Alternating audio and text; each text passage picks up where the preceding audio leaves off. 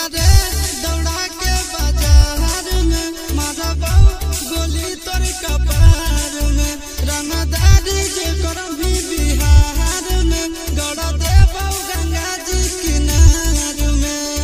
इतना मार पड़तो न बेटा बेटा रे दौड़ा के बाजार में मारबो गोली तोर कपार में रंगदारी जे करम भी बिहार में गड़ देबो गंगा जी किनार में। कहो चिंटू आशीष के कारण सुनाबो बेटा सब गोली मारबो ताई गिनबो तोरा बाप के न तोरा दादा के चिन्हबो बेटा सब गोली मारबो ताई गिनबो।